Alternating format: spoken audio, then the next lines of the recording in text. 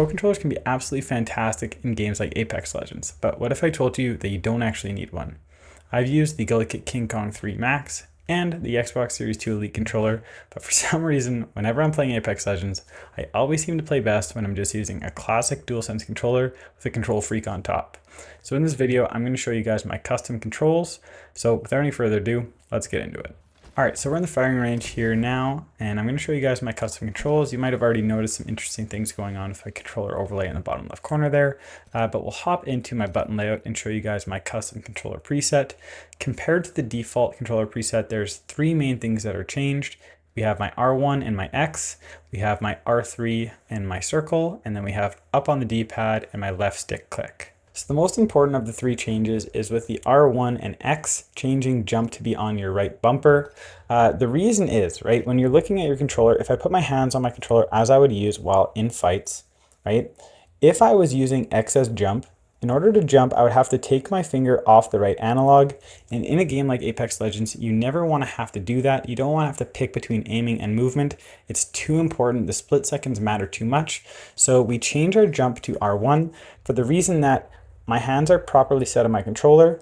I can aim, I can move my right analog, you can see that on my overlay down there, and I can jump at the same time. I don't have to pick one or the other, which leads to so many more fights being won, especially when playing as a character like Sparrow, who I personally main. The second change that we made was with my R3 button and circle, so changing my melee and crouch. It's pretty well just button puncher if you guys know that preset, but the idea behind here, I kind of am just comfortable with this because I spent so much time playing COD growing up, and I got used to tactical so that I could drop shot. But it also is really, really important in Apex Legends because you're constantly going to be crouching and then jumping, and also being able to crouch mid-fight and slide and do all the different things without, once again, having to take your finger off of the analog to hit circle is just going to lead to you having better accuracy and winning more of those gunfights.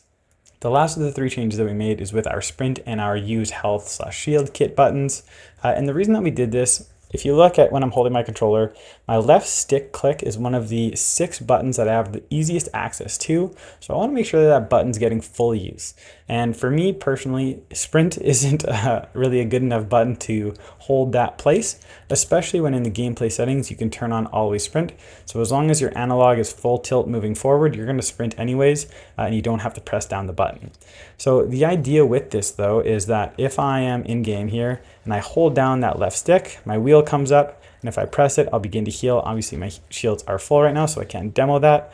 But the idea, right, we're saving these little microseconds, which can be the difference between getting off a battery and not, and winning a fight and not. So those are the three main changes with my controls, and they really do make a massive difference.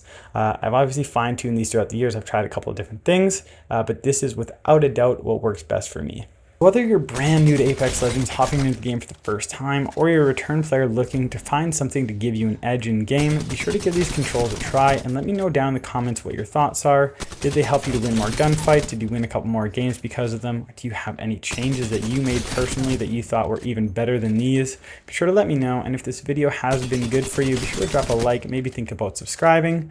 We also stream on Tuesdays, Thursdays, and Sundays, so if you're wanting to see some live Apex Legends content, with viewer streams being on Sundays where you have the opportunity to join into our lobbies, be sure to follow along for those. And that's pretty well all that I got for you guys today, so I hope that you have a fantastic rest of your day. I'll see you guys soon. Peace.